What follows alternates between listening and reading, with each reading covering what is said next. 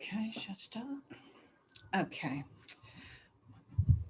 Good evening, councillors, officers and members of the public who are watching us tonight as we commence our full council meeting. Everybody very welcome. As I do on occasion, I would like to remind councillors about being respectful, patient, tolerant, considerate and generally well-mannered with each other, so that we go on as we start off. Okay, we will start with item 1, apologies for absence. Any apologies for absence? Councillor John Stefan. Councillor Stefan. As Councillor Clark just said, John Strachan. Okay. And Councillor Nick Churchill. Yes, thank you, Councillor Mike Hardware. Okay, thank you. Item 2, declarations of interest. Anybody got any declarations of interest? No. Okay, thank you. Item 3, minutes of the meeting of the 16th of July 2020, pages 3 to 13. Okay, now it's my turn. Communications from the chair. I've got a few things that I've actually been doing. The first thing that I did for the National Play Day, which we'd normally have in the town park at the beginning of August, I did a video link so that when I did that on the Wednesday following, I was able to link through to the different play groups. So that was very good. Then we had a bubble picnic at Harley Museum. And mayors and chairs came to that, and I was extremely pleased. But the day was extremely warm. And I've got to thank Lisa. She was a magnificent officer that day. She went beyond because it was so hot in there that she was really wonderful. And Rory, I've got to thank him as well. So that was a very well done event. We had the VJ Day in the Town Park Memorial by the tree on the 15th of August. And that was attended by quite a lot of people who distanced, and it was very well attended. And it was a very worthwhile memorial event. I went to Epping Forest Bubble at Warley's Park Ground, and that was very good again. And we distanced in our bubbles, had our lunch, and met together in the ways that we could under the conditions we were involved with. A sad point, Dick Edser, one of the veterans who died a few weeks ago. I went to his funeral at the Creme on the 3rd of September, and we did a guard of honour, and we had the standard bearers, and it was very emotional, but it was very uplifting when you heard about his life. And I'm so glad that I went. Robert Halfon was there as well, and we laid 4 wreaths just underneath the coffin, and the family were very grateful that we were there to support them and to remember his very fulfilling and very worthwhile life. And we'll really miss him because he was an absolute character. I went on Zoom for the Basildon Civic Service on the 7th of September, and it was very well attended. They had a few glitches, but it was the first one we'd ever had civic service on Zoom, and they did a very good job. So I thoroughly enjoyed that one. And last Saturday afternoon, again, we did another bubble, but it was in Broxbourne. And again, it gave us a chance to meet with different mayors and chairs that we hadn't been able to get together with personally. And this is the way that things are going, but at least we are getting together and we are enjoying each other's company. So that was a very worthwhile event as well. Now, one forward event we're looking towards, COVID being equal and that we can actually do this, we've got booked in for the 23rd of October. I know it's a bit later on. We've got the charity golf day, and we've booked it in. And as I say, at the moment, it's a goer, and we are looking forward to doing it. If events change and the COVID government lead changes, we wouldn't be able to. But at this stage, we are looking forward to having an event in Harlow that we can raise money for the 2 charities. So those are the events that I've actually been to, and I thought I'd bring those forward to you. Apologies, Chair. Could you just confirm with the councillors that they agree the minutes of the last meeting? Okay, sorry. Do we agree the minutes of the meeting on the 16th of July? Agreed. Right, okie doke. Item 5, petitions from the public. There are none. Item 6, questions from the public. We've got 3. Nicola is speaking on her question, and Lisa's going to read the first one from Steve Dean to Councillor Mark Ingle. All questions are shown on the screen. Steve Dean to Councillor Mark Ingle. I have been advised by council officers that there is a general presumption against the disposal of Harlow Council land unless certain criteria are met. Also, Harlow Council's website states that new applications for purchasing small land parcels are not currently being accepted until the new local plan and the updated land sale policy have been approved, and this is not expected to be the case until spring 2021. I have become aware that, subject to planning approval, the council has very recently agreed to the sale of a plot of land to enable a resident to build a new house. There was no neighbour consultation carried out prior to this decision being made, and the criterion for refusal of sale based on loss of an important or balanced landscape feature has been ignored. The land is associated with planning application HWFUL 20-00316 at 108 Grey Goose Park, Harlow. That was refused on the basis of the criterion referred to above. Can you tell me why the loss of landscape criterion was ignored and neighbours not consulted prior to the approval of land sale? And can you give me assurance that if the applicant of planning application HWFUL 20-00316 appeals against its refusal, the landscape criterion will be upheld and neighbours consulted before final approval for the sale of this land is given? Councillor Mark Ingle, can you reply to that question, please?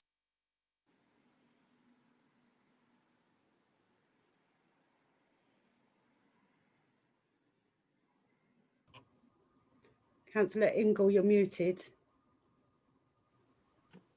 Apologies, let me start again. Thank you, Mr. Dean. In this instance, the application to purchase the land was submitted and agreed, subject to planning, in March 2017, before the council stopped accepting new applications.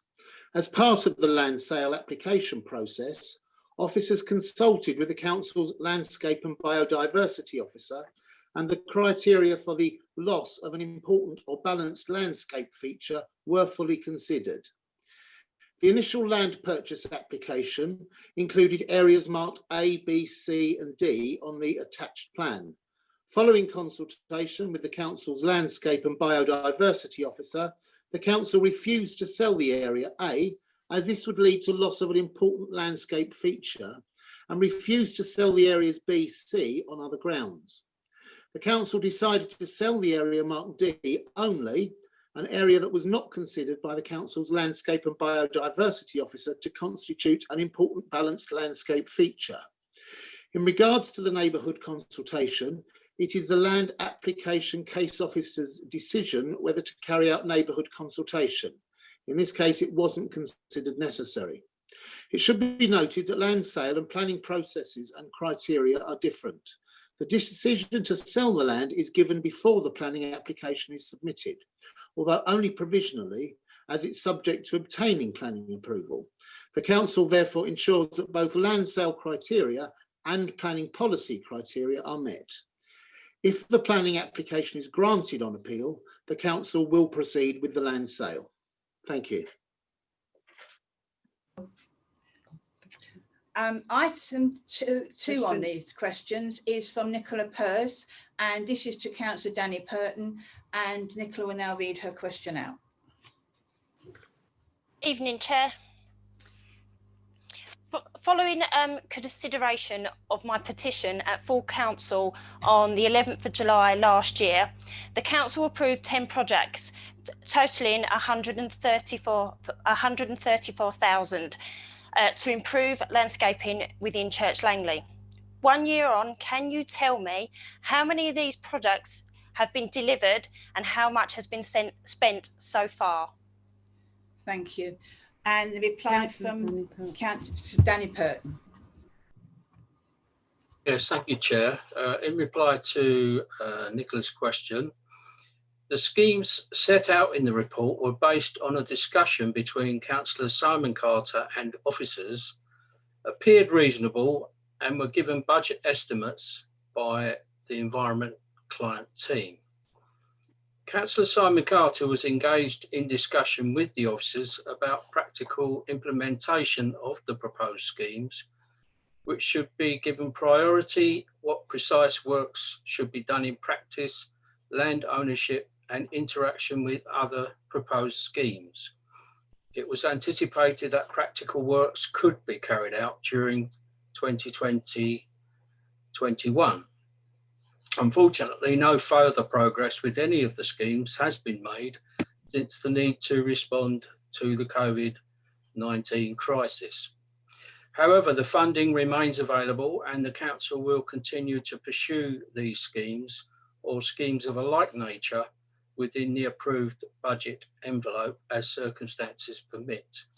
I understand from speaking to some of the officers that works not included on the list of projects has been carried out.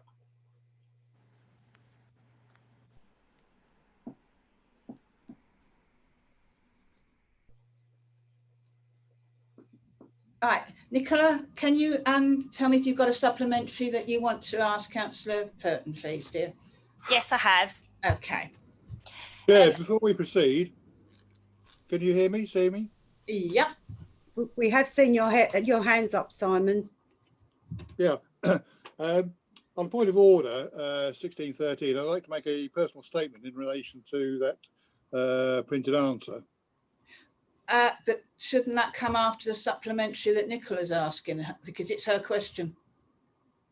Well, with respect, Chair, the point of order relates to the answer that we've just read, and it's immaterial to what supplementary Mrs. Pearce may ask. Okay. Yep. Okay, then I'll allow that. Thank you, Chair. The first sentence in the answer says the scheme set out report were based on discussions between Councillor Simon Carter and officers, appeared reasonable and so forth. The first time I saw that list was actually at the council meeting itself. There had been discussions over many years with a variety of officers about what various schemes and things were required. And I will also remind you and council that in fact the opposition put up an amendment at that meeting suggesting 4 other topics to be included. So it wouldn't seem, it wouldn't seem logical if that was partly my report that we then put up an amendment. I'll also add as a comment at the end of the second paragraph, it was agreed, anticipated that practical works could be carried out to 2021. That was never agreed. Well, I never agreed to that. Work was going to be, the projects were going to be delivered as and when they could. There was no specific timetable. Thank you. Thank you, Councillor Carter. Okay, Nicola, back to your supplementary. Thank you. Have you appointed a person on a part-time basis to assist with the 10 projects which Simon Freeman put forward at full council last year, as it was proposed by the opposition? Councillor Purton. I'm afraid I can't answer that question. I can only respond on the basis of the activities of the staff in my department. The supplementary question relates to budget holder responsibility, for which the Environment Department is not the budget holder. So we wouldn't have employed anybody unless we were asked to by the budget holder. As far as I can gather, and I've not been involved directly on these matters, they're operational matters, we were acting as in the form of a consultant to the budget holder, providing technical advice and site visits and so on. And the answer that I've read out, and in fact, Councillor Carter said, pointed and said it wasn't agreed in the second paragraph. Well, in fact, I didn't say it was agreed. I accept that's what's on the page, but in fact, what I said was it was anticipated. Might seem a moot point, but the two words are different. I'm only giving this response, or prepared by my department, the department I'm responsible for, on the basis of their activities in these matters, which was, as I say, technical and site investigation based. As I understand it, the works that have been carried out of a minor nature have been carried out by the Rangers project, which are employed or paid for by the county council to carry out minor works around the town for reasons of efficiency, which would cost much more if the county council's contractors were engaged to carry out small items of work. So we are funded for Rangers who've been going round with the client officers, talking with residents, talking in fact to Nicola herself and Simon Carter about the various projects and activities that are being investigated. I also understand that there's a number of legal and territorial aspects to these schemes. It seems quite straightforward when you look at what needs to be done. It's easy to identify what needs to be done. Unfortunately, when you come to do it, it turns out that different people own different pieces of land, and other people are responsible for fences and hedges and other things. So that's also complicated matters. And there's also, of course, the county council's own responsibilities in respect of highways that they control. So I can only answer as it's written here, because that is the extent of the officers in the department that comes within my portfolio, their involvement in these matters. Thank you, Councillor Purton. Nicola, would you like to stay on for the rest of the full council? If you do, that would be wonderful. If you wanted to leave now, then you could also do that. But if you do stay, could you actually mute yourself? Thank you, dear. Chair, Councillor Simon Carter has his hand raised. Oh, sorry. Councillor Carter. Sorry, that should come down. It's all right. Right, okay, so you've got to mute yourself. You've got to mute. Sorry, thank you. Thank you. Okay, we'll go on with the agenda. Question 3. Question 3, yeah. Okay, Lisa's going to be reading this question out on behalf of Eleanor Kent, and it's going to Councillor Mark Ingle. In the last few days, residents living in Rushes Mead and Bushy Croft have been dismayed to learn the council have had to take legal action to change the status of the land between these two estates in order that it can build homes on it. The relevant legislation, section 122 of the Local Government Act of 1972 and the section 232 of the Town and Country Planning Act of 1990 requires the authority to carry out public consultation. Only now have residents become aware that the council published an open space notice on the 9th of January 2020. No wonder the council received no response from residents. Knowing that planning application was opposed by more than 180 residents, can you explain? A, why the change in use was only applied for after planning permission was granted? B, where the open space notice was published and how long was given for comments to be made? C, why residents living nearby were not written to advising them of the consultation? And can we have a reply from Councillor Ingle, please? Yes, thank you, Chair. And thank you, Eleanor Kent. A, appropriation is a legal remedy for ensuring the council's accounts, the HRA and the general fund are correct.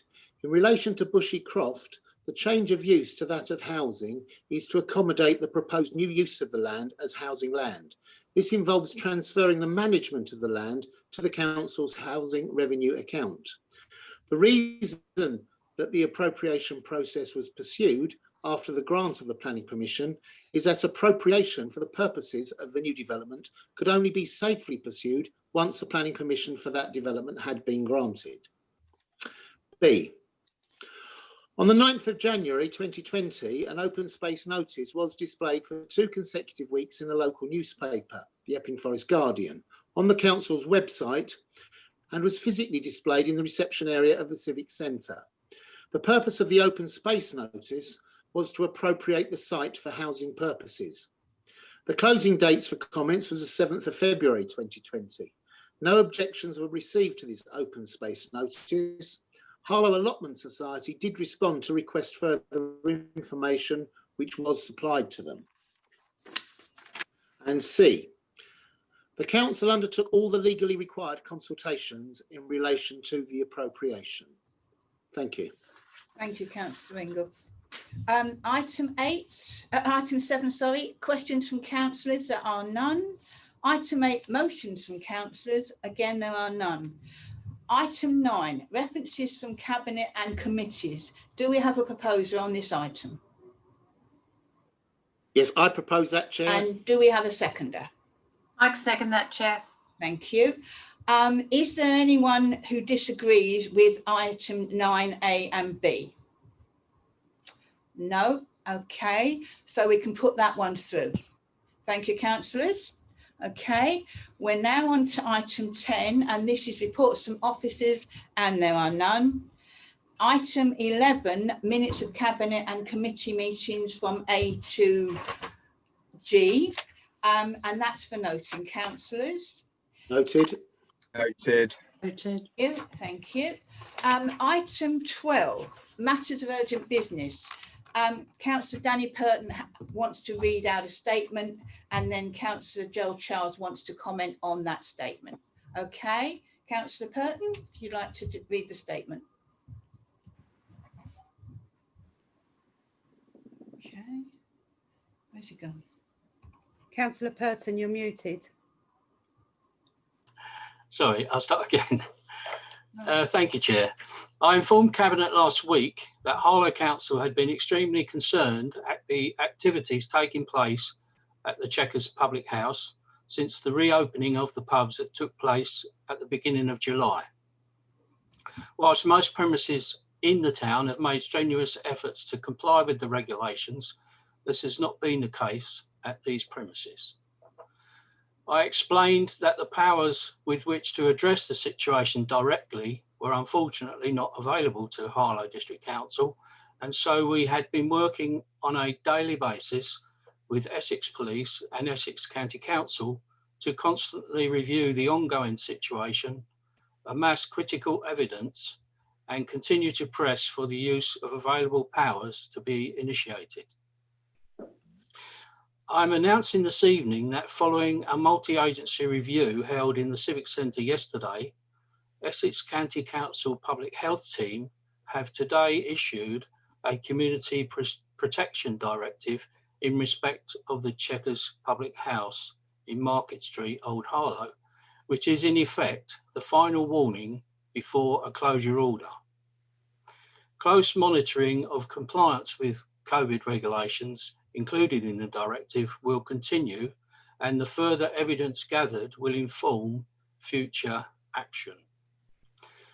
I would wish to reiterate my appreciation of council officers and others for their dedication in protecting the community from the threat of infection and addressing the concerns of local residents over the antisocial behaviour that's been afflicting their lives. Thank you, Chair. Thank you, Councillor Purton. Councillor Charles. Thank you, Chair. As was said at Cabinet, all 3 Old Harlow councillors, licensing officers and our Member of Parliament, Robert Halfon, have been working with the council to deal with this public safety issue. I welcome the fact that a prohibition order has been issued to the Chequers, which sets out reasons for the Chequers to no longer play loud music, which has caused a great deal of stress and frustration to many residents along Market Street. I also welcome the fact that Essex County Council's public health officials have been proactive and worked with Harlow Council to issue the directive today, the COVID direction on the Chequers. And if there is non-compliance, further action can be taken next week. I think this is a good example of a coordinated approach that we need to be better at doing going forward. We all recognise that across the country, not in Essex at the moment, a rise in COVID cases. And by working together, we can tackle some of the main issues in Harlow. And this is good evidence tonight of that. I'd also personally like to thank the licensing officers, in particular, some of the officers that don't normally get a mention. Michael Pitt, whose experience in dealing and navigating these issues is a great testament to the strength of the intellectual firepower that we do have in the officer corps. And of course, Andrew Bramage for his work as well. I'm also grateful to the Chief Executive of Harlow Council, who was in contact with me over the weekend about this matter, as I heard the loud music blaring out at the Chequers, causing a great deal of stress and alarm to residents. This proactive response sends a message to all licensed premises in the town and across the country that if you do not abide by COVID guidance, action will be taken to protect lives. And that must be the primary focus of all of us as we enter the winter months. Thank you, Chair. Thank you very much, Councillor Charles. That concludes this agenda for this evening. Everyone keep safe, and we'll see you again at the next door council. Thank you very much for attending. Yeah. Good night.